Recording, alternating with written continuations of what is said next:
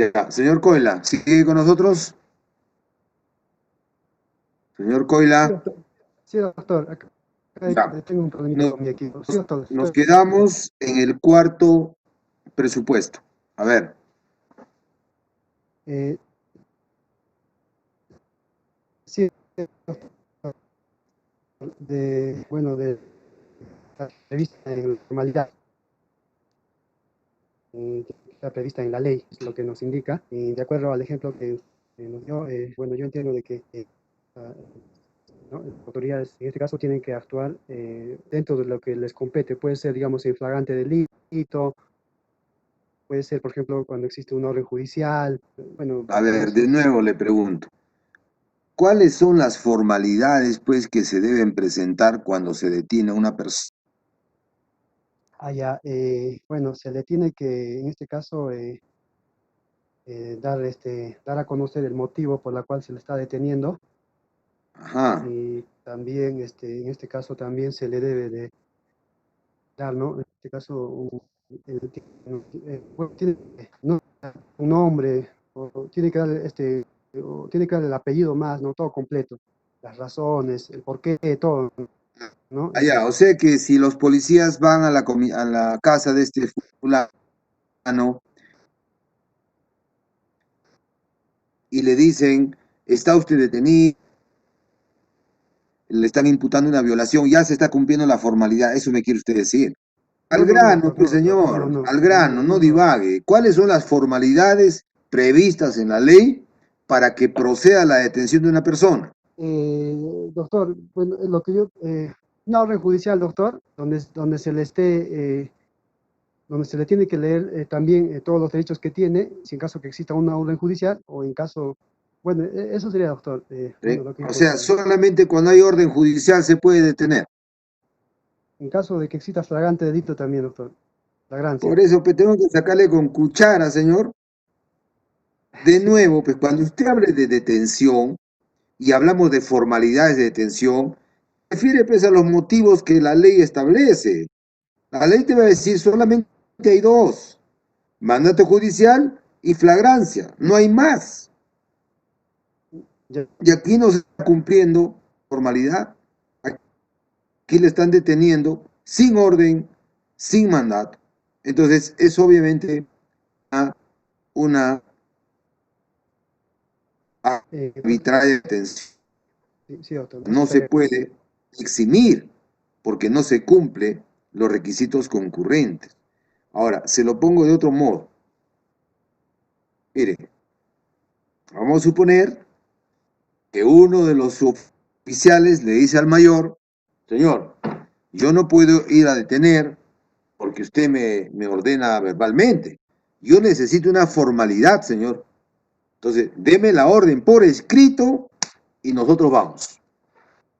Entonces el mayor ingresa a su oficina, agarra su computadora y dice, por la presente se le ordena a su oficial tal para acompañado de otro personal de servicio en la comisaría, se constituyan a la calle Jerusalén 311 y procedan a la detención de tal persona que está siendo imputada por delito de violación en contra de una menor. Juliaca, 20 de julio 2020, firmado Alexander Sánchez, no sé cuánto, mayor de la comisaría, en un tanto, firmado, sello y todo, ya está. Ahí está la orden escrita, señor. ¿Esa orden cambiaría las cosas? ¿Qué opina? Eh, en este caso, sí, doctor, porque están actuando bajo una formalidad.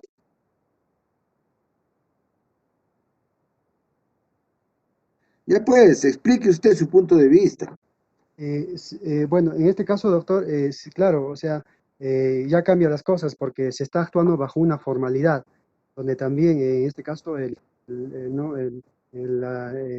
Se está obedeciendo también que existe una jerarquía, la persona va a detener a la persona, en este caso también tiene una orden, ¿no? En este caso tiene una orden concreta de su superior. Entonces, Ya está, muy bien. Ya, señor Coela, muchas gracias. ya, doctor. Gracias, A doctor. ver, al señor Scovich Pues Scovis Estofanero. ¿Está?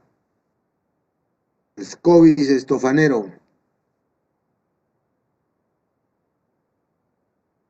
No está. Dos veces, pero ya 2-0 ya es un problema. Ya. Y la saca Chambi. Y la saca Chambi.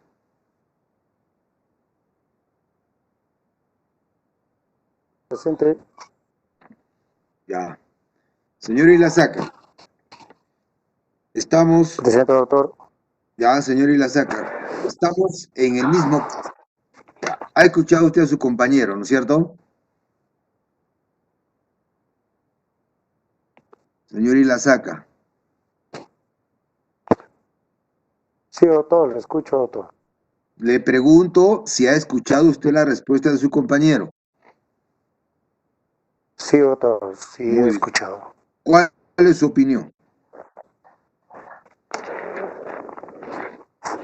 Con respecto a lo que está hablando a las formalidades de la detención, Sí, pues las formalidades serían lo que es el mandato judicial y lo que es el flagrante delito.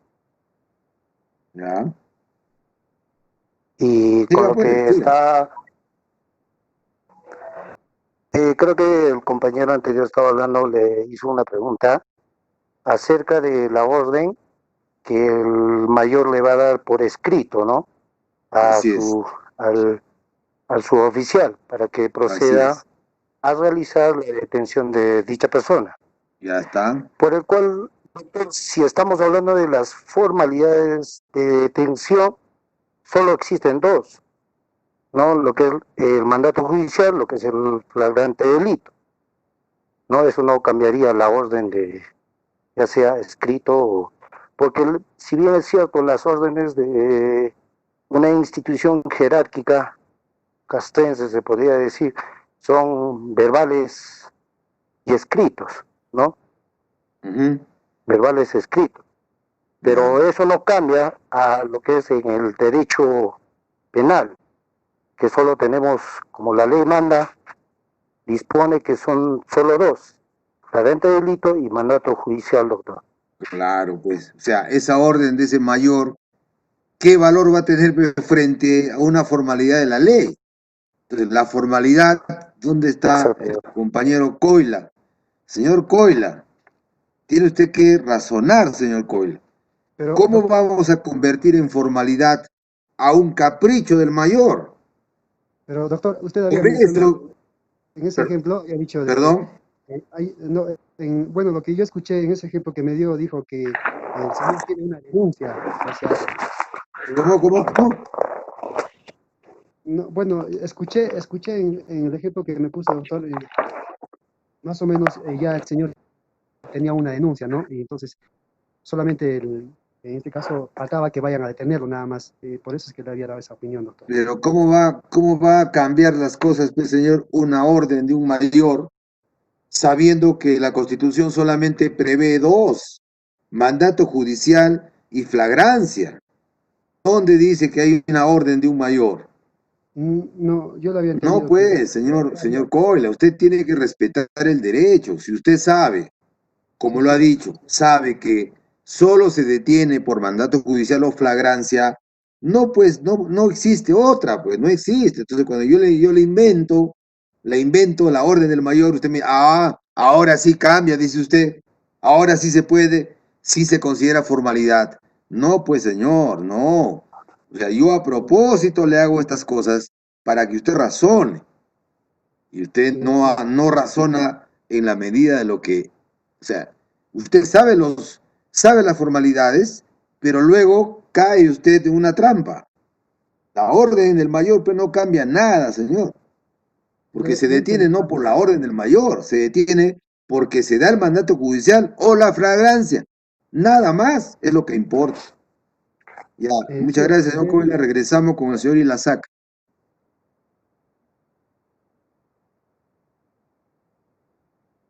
Señor Ilazaca, regrese, por favor. Active su audio. Doctor, le escucho. Ya, entonces, quedamos en que, naturalmente, esta orden de este mayor no va a cambiar en absoluto, porque las formalidades son de la ley, no son formalidades que uno las inventa con órdenes ficticias. Y entonces esos suboficiales, lo primero que tuvieron que preguntarse es si estamos en flagrancia o hay mandato judicial. Si no es ni una ni otra, simplemente no debían acatar la orden, nada más. Y si la han hecho, si la han acatado, asumen pues las consecuencias, porque ellos saben que no debían hacerlo. Ya, muy bien, señor Ilasaca. Muchas gracias por su participación. Gracias, doctor.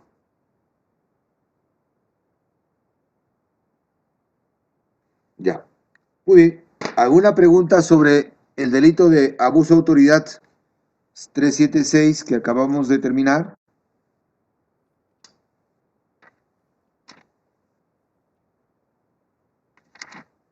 ¿Nada? Bien. Siguiente. Doctor, Escucho. Escucho. ¿Quién es? ¿Con quién hablo?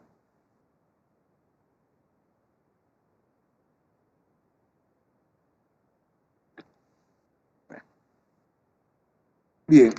Seguimos con el 376A respecto al abuso de autoridad condicionado ilegalmente, ¿no? Como ustedes ven la redacción, todo es igual, el bien jurídico, tipicidad objetiva, subjetiva, solamente cambian los elementos constitutivos. Aquí se trata de un acto en el que el agente, que naturalmente es un funcionario del artículo 376A, el agente es un funcionario o servidor público que valiéndose de esa condición condiciona la distribución de bienes o servicios de programas de apoyo social con la finalidad de obtener ventaja política o electoral. Entonces, ¿qué pasa? El alcalde, el gerente de obras sociales, en fin, lo que hace es decir, ya, vamos a inscribir, vamos a empadronar el vaso de leche, pero solo vamos a empadronar a aquellos que me acompañen o que acompañen a mi candidato a los mítines, a las marchas pues, de la campaña. Si no vas a la marcha, no te empadrono. Ese es el delito. Como dice el primer renglón, la persona se vale de su condición de funcionario o servidor público. Se vale de esa condición para imponer a las personas ciertas condiciones para darle el apoyo social que da la municipalidad, por ejemplo. Entonces vamos a preguntar a alguien cómo funciona esto. A ver. Pacori Paragua, Pacori Paricagua, Jonathan Dennis, Pacori Paricagua, Pacori, no está Pacori. Una lástima que malogren sus notas así. Quispe Livisi, Max. Quispe Livisi, Max. No está. Sea Apasa. Sea Apasa.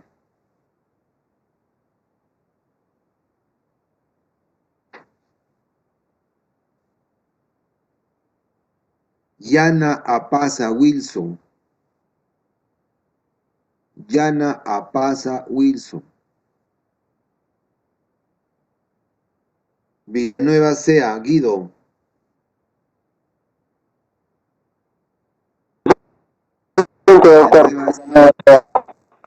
Señor Villanueva. Señor Villanueva. Presente, doctor. Ya, pero qué su Estoy aquí, micro doctor. tan... Ya, ahora sí es que estaba con mis... Señor Villanueva, Sí, sí, doctor, estoy presente. bien. Estamos analizando el artículo 368A, ¿ya? 368A. ¿No es el 376A, doctor? Oh, perdón, 376A, disculpe. Sí, sí, 376A, ya, ¿ya? doctor. Muy bien. Sí, Dice acá que el agente se vale de su condición de funcionario para cometer el delito. Muy bien. Le pregunto, señor, ¿cuál es el término ordinario de la prescripción de la acción penal en este artículo? sería que prácticamente un funcionario público, doctor, se aproveche de su condición. Señor, Se, ¿me ha escuchado la pregunta? Se eh, la repito. Le repito la pregunta. ¿Cuál es el término de la prescripción ordinaria de este artículo, este delito? ya, doctor.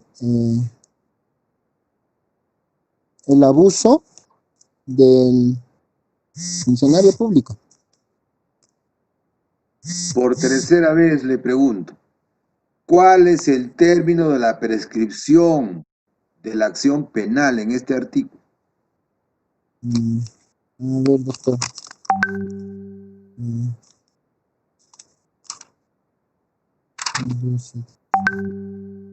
Mm, el delito doloso, doctor, doloso y culposo. ¿Nunca ha escuchado usted la prescripción de la acción penal, señor? Eh, no, no, doctor, no. Bueno, señor Villanueva, le informo a usted y a sus compañeros, como les he dicho en su momento, del examen que va a dar la próxima semana, 8 puntos están dedicados a la prescripción. Si usted no sabe eso, su examen está jalado, sin que lo dé. Así que, señor Villanueva, o se pone usted las pilas, o simplemente diga que le va a pasar. Del examen sobre 20 puntos, señores, sobre 20 puntos del examen, 8 puntos están para responder solo la prescripción. Me diga usted cuál es el término. 8 puntos. Y 5 puntos dedicados a los tercios. Yo le voy a decir, en este artículo, le voy a decir, artículo 376A, dígame usted, ¿cuál es el tercio medio? Y usted me pone el tercio medio. Son 5 puntos sobre eso. 8 de prescripción. 5 puntos de los tercios, tiene usted aprobado su examen. O lo tiene usted desaprobado. Se lo estoy diciendo desde hoy día. Su examen de la próxima semana tienen 13 puntos sobre todos temas. Verán ustedes si me toman en serio o no. Ya lo he explicado las clases anteriores. Cómo se hace para los tercios, cómo se hace para la prescripción. Incluso les he dicho, analicen los artículos tal y tal y tal. Y mire usted, mire usted lo que me responde el señor Villanueva. Eso no es justo, pues, señores. El problema acá no soy. O sea, el problema acá no es el docente. El problema son algunos de ustedes que están totalmente irresponsables de su condición de estudiantes. ¿Cómo es posible? Mire usted lo que me responde el señor Villanueva. ¿Y cuántos más estarán en esto? Pero de hecho, hoy les estoy advirtiendo. 13 puntos de su examen están con estos dos temas. De ustedes depende. ¿Quieren aprobar o quieren jalar? Total, es prueba objetiva. Ahí me pone una cifra nomás. Y ahí no hay duda. Muy bien, muchas gracias, señor Villanueva. Ojalá que reaccione usted a tiempo. Ojalá. Doctor, Dígame, ¿con quién hablo? respecto a la pregunta, ¿no sería que la prescripción prescribe a los 12 años? Porque el artículo 80 dice que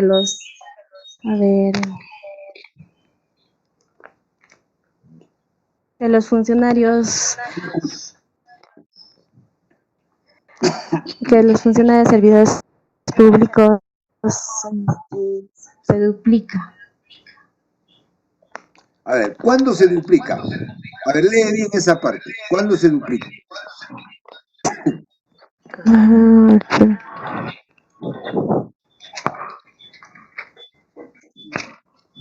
Ya, aquí. En casos de delitos cometidos por funcionarios y servidores públicos contra el patrimonio del Estado o de organismos sostenidos por este, o cometidos como integrante de organizaciones criminales, el plazo de prescripción se duplica. Ahora nuevamente te pregunto, ¿cuándo se duplica?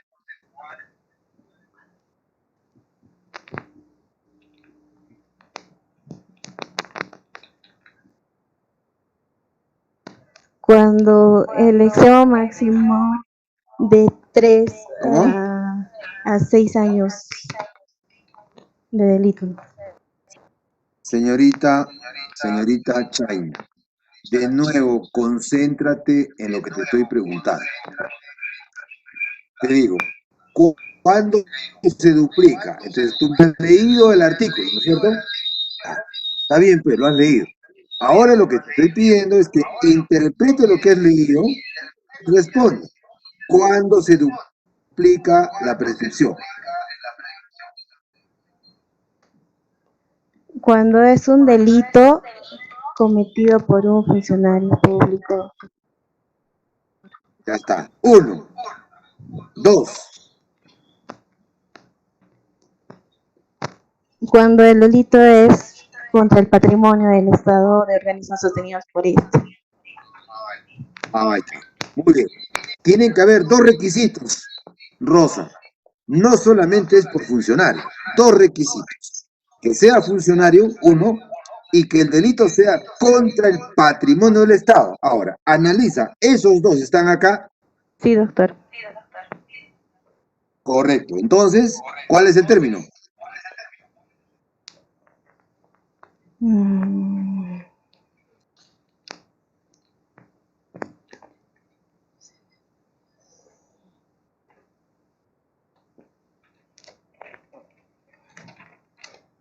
Dime. Sí, sí, era todo, doctor. Pero, doctora, ¿a qué se refiere con término? No me estoy entendiendo bien. Término, pues, es la cifra que necesito que me digas. Término de prescripción se refiere al número, a la cifra. De 3 a 6 años.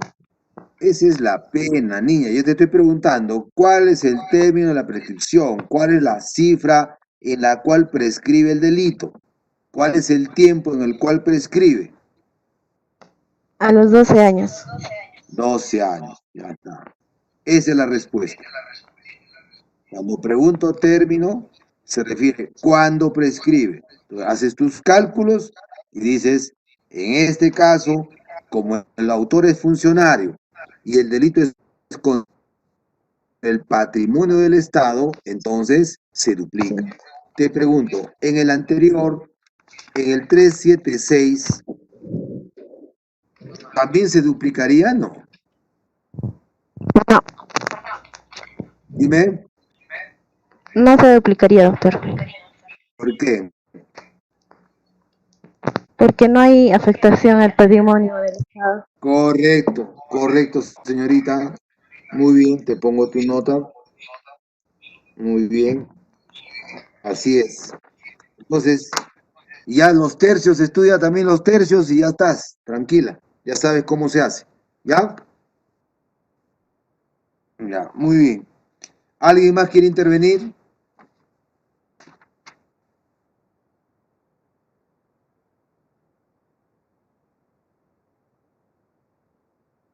Lo debo llamar. ¿Sí? Llamaremos. Quispe Condori, Diomida. Quispe Condori, Diomida.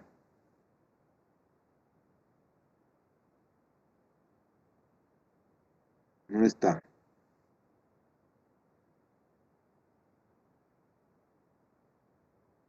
Quispe Mamani Yojaira. Quispe Mamani Yojaira.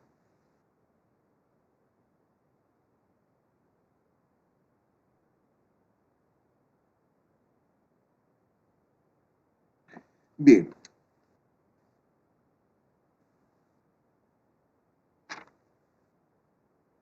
Vamos al artículo 376b. El artículo 376b solo va a cambiar respecto a que el sujeto activo solo va a ser un funcionario público, ¿no es cierto? Elementos constitutivos. ¿De qué se trata esto? Que hay funcionarios que en este caso, de manera ilegal, de manera irregular, porque debe estar violando sus atribuciones o sus funciones, otorga sin derecho, ilegítimamente, dice la norma, derechos de posesión o emite títulos de propiedad sobre bienes de dominio público o bienes de dominio privado estatal. Bien, como ustedes ven, este es un artículo que ha sido incorporado en el 2015. ¿Qué pasó? ¿Por qué se ha incorporado este artículo en el 2015?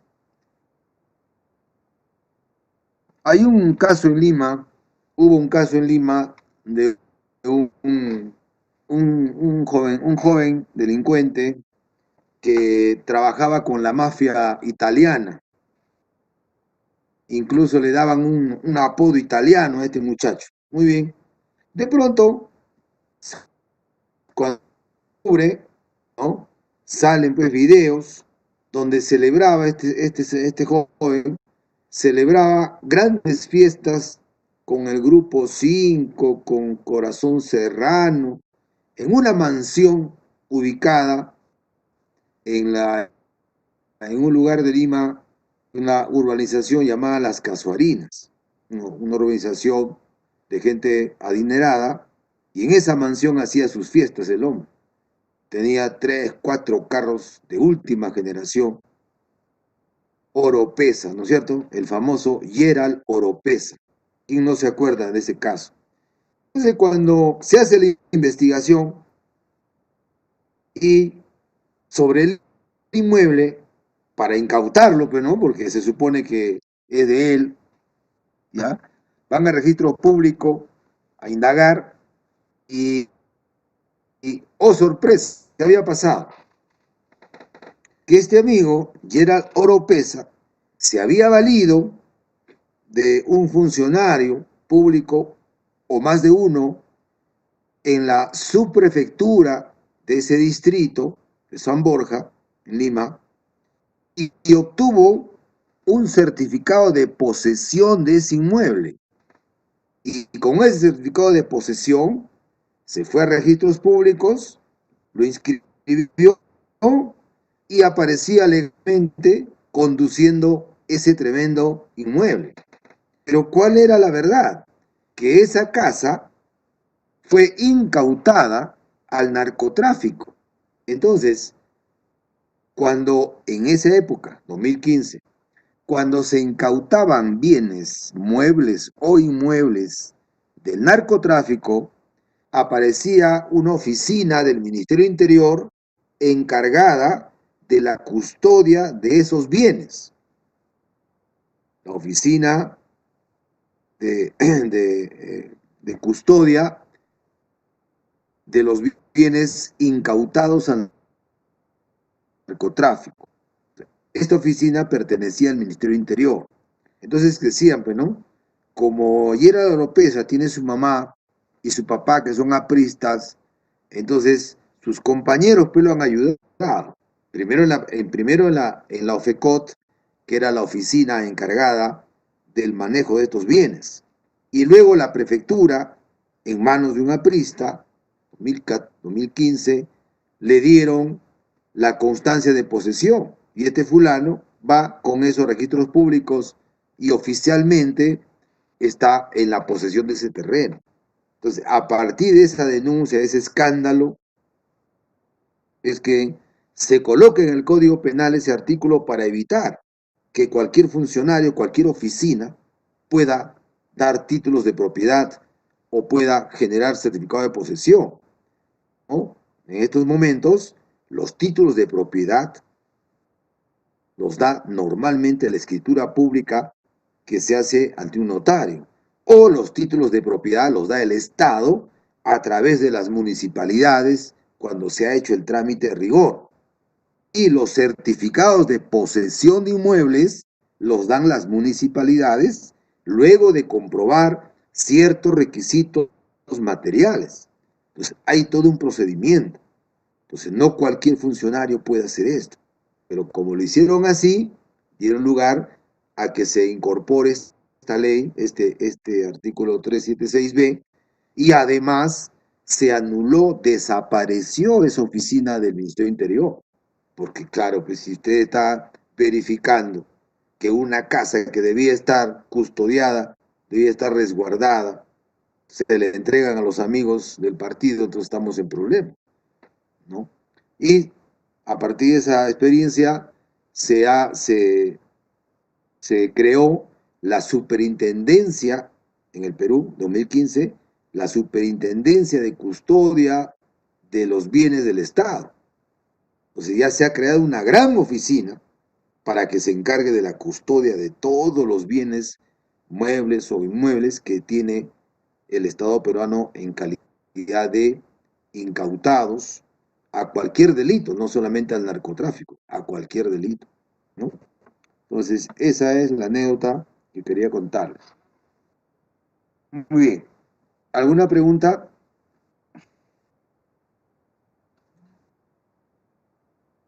Bien, finalmente, el artículo 378 sobre la denegación o deficiente apoyo policial, ¿no? Entonces, el artículo 378 tiene como sujeto activo a un policía, sujeto pasivo el Estado, elementos constitutivos: rehusar, omitir o retardar la prestación de auxilio, ¿no? Entonces, el primer elemento, rehusar, omitir o retardar la prestación de auxilio. Segundo elemento, ausencia de justificación. Tercero, que haya el requerimiento de la autoridad civil competente. Muy bien, tres elementos constitutivos. Quiere decir que como es un delito doloso, la policía no quiere apoyar en el auxilio solicitado. No quiere, se rehúsa, no quiere. Omite, le corresponde hacer y no lo hace. Pero, segundo elemento, sin causa justificada. Por lo que, si existiese causa justificada, no hay delito, porque es un delito doloso. Tiene que haber la manifiesta mala intención del policía de no acatar ese requerimiento de auxilio. Entonces, el tercer requisito te dice, señor, es delito cuando usted no quiere apoyar la solicitud de una autoridad que lo requiere. Por ejemplo, los jueces, ¿cierto? El Ministerio Público. Dice, señor, quiero que con la fuerza pública vayan y conduzcan compulsivamente a tal persona que se niega a venir a dar su declaración al Ministerio Público. ¿Quién debe ejecutar esa orden? La policía del sector, del distrito donde vive el testigo. Entonces, la policía no lo apoya al fiscal. Ya está. El juez ordena un desalojo y solicita apoyo de la policía para que el secretario pueda cumplir con esa diligencia. Y la policía no lo apoya. Entonces, en esas circunstancias, dice la ley, es delito. Pero siempre y cuando no esté justificado. Por ejemplo, ¿qué puede pasar? Que el juez emite la orden apoyo a la policía, pidiendo el apoyo, le emite la orden, digamos, el día lunes pasado, para que mañana se le dé apoyo al secretario para la diligencia. Y la orden le llega a la comisaría hoy en la noche para hacer el desalojo. Para hacer un desalojo, señores, la policía no es que, como ustedes entenderán, no es que la policía va a reunir a 4 fulanos y vamos. No es así. Tiene que hacerse todo un estudio de inteligencia, porque usted no sabe, va a resguardar la integridad física de una autoridad del Poder Judicial. Puede ir el juez, puede ir el secretario, no sé quién va a ir, pero va a haber una orden judicial. Entonces la policía tiene que saber a quién se va a enfrentar. Ustedes han visto que hay desalojos que terminan en una desgracia personal. Pues tiene que la policía tener el tiempo suficiente para estudiar la situación y determinar cuántos efectivos debe llevar y con qué instrumentos deben ir a ese desalojo. No es de la noche a la mañana. Entonces, puede haber una causa que justifique ese retardo en el apoyo policial. Y no es responsabilidad de la policía, responsabilidad del funcionario o del personal que no llevó la orden a tiempo. Entonces, pueden haber causas que justifiquen.